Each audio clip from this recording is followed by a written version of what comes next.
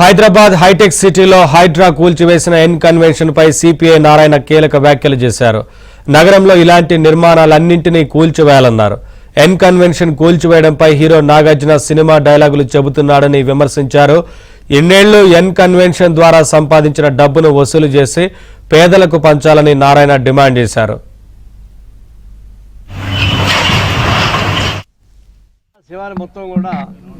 చెరువులు, గుంటలు, ప్రభుత్వ భూములు పెద్ద పెద్ద వాళ్ళే కబ్జాలు చేసుకొని అనుభవిస్తూ ఉన్నారు. మేము గత 10-15 ఏళ్ళుగా అన్ని ప్రాంతాలకు పోయి చూస్తున్నాం. ఎక్కడైనా పేదవాళ్ళు ఈ ప్రభుత్వ భూములు గుర్తు చేసుకుంటే మాత్రం అందరూ ఎగబడి ఒకటి కంటే వస్తారు. కానీ ఈ గుంటపురం బోకులు, చెరువు, ట్యాంకు ఇవంతా ఉండే వాళ్ళు బిల్డింగ్లు కట్టుకున్నారు. కొన్ని చోట్ల ఇంజనీరింగ్ కాలేజీ కట్టుకున్నారు, కొన్ని చోట్ల ఫంక్షన్ హాల్స్ కట్టుకున్నారు. వాళ్ళు విలాసవంతమైన జీవితాలు కనిపిస్తూ ఉన్నారు. వాటిపైన మేము ఎన్నో రోజులు ఆందోళన చేశాం. ప్రభుత్వం పెన్షన్ పెట్టింది. ఎందుకనే మంచిది, రేవంత్ రెడ్డి ముఖ్యమంత్రి అయిన తర్వాత ఈ కుంటలు, చెరువులు మొత్తం కూడా ఖాళీ చేయడానికి ఒక సంస్థ ఏర్పాటు చేశాడు. హైడ్రా సంస్థ ఏర్పాటు చేశాడు. అనుకున్నాను. కానీ ఎన్ కన్వెన్షన్ అధినేత చాలా సీనియర్ ప్రముఖుడు ఆయన నాగార్జున. ఆయన బిగ్ బాస్కే బాస్. ఆయన దీన్ని ఆక్రమించుకున్నాడు. సరే ఏదో ఒక ఎకరా 2 ఎకరాలు చేసి ఉండొచ్చు. దాన్ని ఉపయోగించుకొని ఈ చెరువుని ఆక్రమించేశాడు. అది చూడండి, మామూలుగా ఎఫ్టీఎల్ నుంచి 100 మీటర్స్ తర్వాత బఫర్ జోన్ తర్వాతనే అన్నకట్టుగా అవకాశం ఉంది. ఇక్కడ బఫర్ జోన్ కాదు, ఎఫ్టీఎల్ గారు ముందే వచ్చేసింది.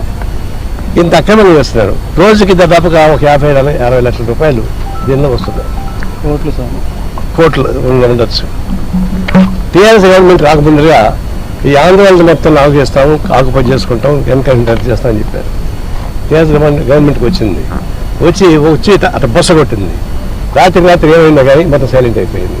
అప్పటి నుంచి హాయిగా నడిపించుకుంటున్నాడు. మళ్ళీ రేవంత్ రెడ్డి వచ్చి దీని మీద పనిచేసాడు, కూల్చేశాడు. మనం స్వాగతిస్తున్నాం. ఇది మరీ అన్యాయమైనటువంటి దురాటంతో కూడుకున్నటువంటి పబ్లిక్ ప్రాపర్టీ డ్యూటీ చేసినటువంటి సంస్థగా కూల్చేయడం మంచిది. టాపులు సినిమా కావచ్చు, టాపులు సినిమా చాలా డబ్బులు ఉన్నాయి, సినిమాలు యాక్ట్ చేసే ఇంకా డబ్బులు ఎక్కువ ఉన్నాయి. అందులో బిగ్ బాస్ యాక్ట్ చేస్తున్నాడు. బిగ్ బాస్ చాలా డబ్బులు. ఇదంతా ఒక లెక్క కాదు. ఇట్లాంటి 10 పోయినా బిగ్ బాస్ డబ్బులు వచ్చేస్తాయి వాడికి. ఎందుకు అంత కక్కుర్తి ఎందుకని? అదే ఉంటే ఎఫ్టీఎల్ లోపల కానీ ఉంటే నేనే కూల్చేస్తానని పగలగలుగుతున్నాను. అది సినిమా డైలాగ్ పలుకుపోయింది. ఒకడే కూర్చొని 100 మంది కొట్టేస్తానంటే కొట్టేస్తుంటారు, వాళ్ళు పడిపోతుంటారు పాపం. అది సినిమా డైలాగ్ అనుకుంటున్నాడు. నేను డైరెక్ట్ ఇక్కడే ఉన్నా, చెరువు ఇక్కడే ఉంది, నా చేతికి అందే చెరువు ఉంది. మరి ఇక్కడ చెప్పండి చూద్దాం. ఎందుకంటే బొకాయిస్తారు. ఇది కరెక్ట్ కాదు. దీన్ని ఆయన క్షమాపణ చెప్పాలి.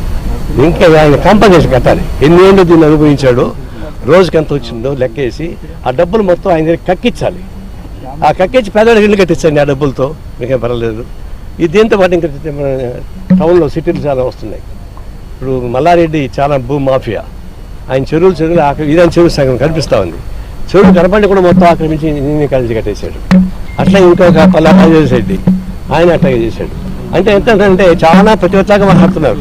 మేమేమి తప్పే చేయలేదు, తప్పంతా గవర్నమెంటే చేస్తామని చెప్తున్నారు. వాళ్ళేమో చెరువులు ఇల్లు కట్టుకున్నారు, వ్యాపార సంస్థ పెట్టుకున్నారు, కాలేజీ పెట్టుకున్నారు, ఫంక్షన్ హాల్స్ పెట్టుకున్నారు. మేము చాలా శుద్ధ హరిచంద్ర అని చెప్పి చెప్తా ఉంటాం.